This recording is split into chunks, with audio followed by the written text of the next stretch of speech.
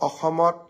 অহা কেইটামান দিনত আমি কেইবাটাও নতুন ব্যৱস্থা বা নতুন কাৰ্যসূচী আৰম্ভ কৰিম 10 ডিসেম্বৰৰ পৰা 20 ডিসেম্বৰৰ ভিতৰত 10টা দিনত আমি 5টা কাৰ্যসূচী ৰূপায়ণ কৰিম আৰু চতুৰ্থ শ্ৰেণীৰ কৰ্মচাৰীসকলৰ মিউচুৱেল ট্ৰান্সফাৰৰ পৰ্টেলটো আমি মুকলি কৰি দিম কেইবাটাও নতুন ব্যৱস্থা বা নতুন কাৰ্যসূচী আৰম্ভ কৰিম 10 ডিসেম্বৰৰ পৰা 20 ডিসেম্বৰৰ ভিতৰত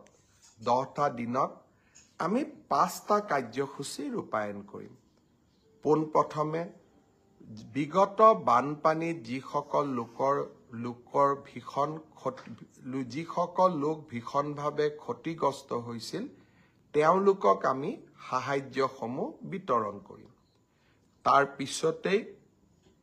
মাইক্ৰ ফাইনেন্স লোন ৱেইভাৰৰ আমাৰ যিখন আঁচনি সেই আঁচনিখনৰ অধীনত 50,000 টকালৈকে ঋণ লোৱা আই মাতৃসকলক আমি নো অবজেকশন সাৰ্টিফিকেটসমূহ বিতৰণ কৰিম এই সময়ছোৱাৰ ভিতৰতে হাইস্কুল শিক্ষান্ত পৰীক্ষাত ডিষ্টিংশ্যন সৈতে পাছ কৰা ছাত্ৰ ছাত্ৰীসকলক আনন্দৰাম বৰুৱা বঁটা আমি প্ৰদান কৰিম আৰু 10 ডিসেম্বৰৰ পৰা 20 ডিসেম্বৰৰ ভিতৰতে আমি নৱমমান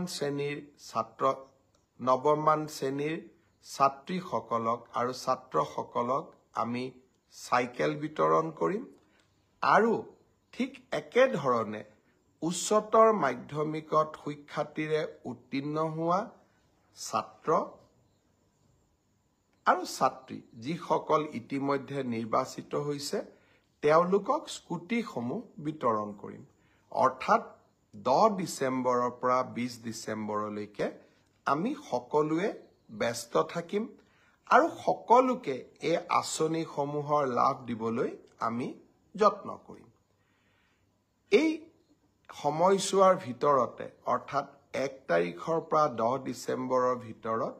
চৰকাৰী কৰ্মচাৰী তৃতীয় আৰু চতুৰ্থ শ্ৰেণীৰ কৰ্মচাৰীসকলৰ মিউচুৱেল ট্ৰান্সফাৰৰ পৰ্টেলটো আমি মুকলি কৰি দিম এতিয়া কামৰ সময় নিৰ্বাচনৰ সময় আমি পাৰ কৰিলো আৰু এইকেইটা দিন আমি সকলোৱে চৰকাৰী কামকাজ ৰাজহুৱা সেৱাত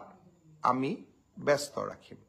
অৱশ্যে ইয়াৰ মাজতে পঞ্চায়ত ইলেকশ্যনো আহিব আৰু তাৰ পিছত বিটিআৰৰ ইলেকশ্যনো আহিব 25 চনটো কামৰ মাজে মাজে নিৰ্বাচনো হৈ থাকিব কাৰণ 26ৰ নিৰ্বাচনৰ আগত আমি কেইবাটাও নিৰ্বাচন পাতিব লাগিব ৰাভা হাছঙৰ নিৰ্বাচন